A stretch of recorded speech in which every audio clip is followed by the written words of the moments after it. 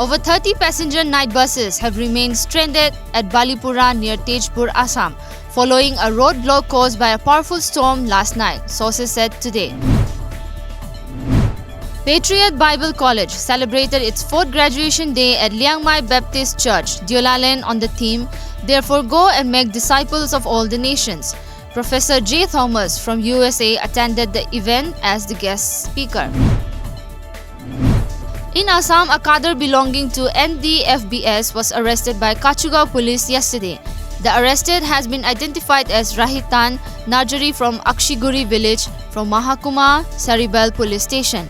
1 AK, 56 rifle, 1 magazine, 1 7.65 pistol and 1 live round were seized from his possession, as per a police source. Manipur Education Department, in collaboration with the Forest Department and All Manipur Working Journalists Union, will be celebrating the World Environment Day on June 5th by planting more than 65,000 tree saplings across the educational institutions. State Education Minister Thokcham Radheshyam informed this during a press conference in Imphal yesterday. A retired soldier from Assam who served the army for 30 years has been declared a foreigner by the police under a law used to stop illegal migration from Bangladesh.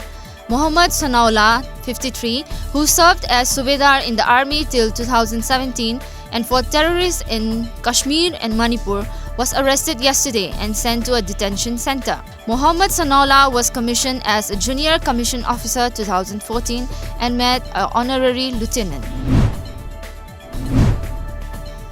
Mizoram is aiming to achieve sustainable development for all sections of the society. While emphasizing on all-round development of the state, Chief Minister Zoramthanga has said that his government is making all-out efforts to maintain good roads, better irrigation system and sufficient power supply. He also said that special emphasis would be laid on the economically backward section of the society, while also promising perks for the government employees. High alert has been sounded across Hojai district in Assam since yesterday, ahead of Narendra Modi's swearing-in ceremony today, in apprehension of subversive activities.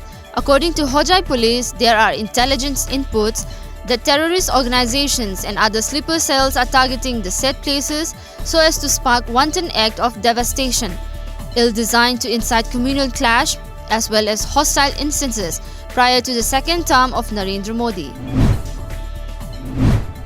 The repatriation for the Riyang Bru to Mizoram currently residing in Tripura transit camps will start in October this year. This was agreed upon between the government and all the NGO leaders during a discussion held regarding repatriation of the 8th batch of Bru refugees at the conference hall of the Deputy Commissioner's office at Mamit in Mizoram yesterday. A total number of 4,185 families are expected to be repatriated and rehabilitated in Mamit district. Foreign leaders began arriving here since last evening for the swearing-in ceremony of Prime Minister Narendra Modi. The first to arrive was Bangladesh President Mohamed Abdul Hamid.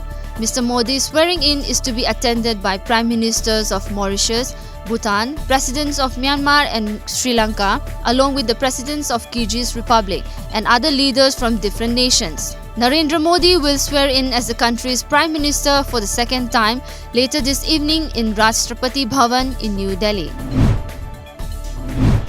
Facing new trade sanctions and a US clampdown on its top telecommunications company, China had issued a pointed reminder yesterday that it has yet to unleash all its weapons in its trade war with the Trump administration. Chinese state media warned that Beijing could cut America off from exotic minerals that are widely used in electric cars and mobile phones. A California hospital yesterday announced on the birth of the world's smallest baby able to survive, weighing a mere 245 grams, same as a large apple when she was born.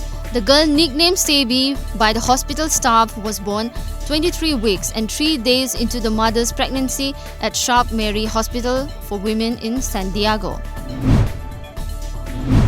At least 23 Catholic pilgrims were killed when a bus carrying them hit a cargo truck and erupted in flames in Veracruz, Mexico yesterday.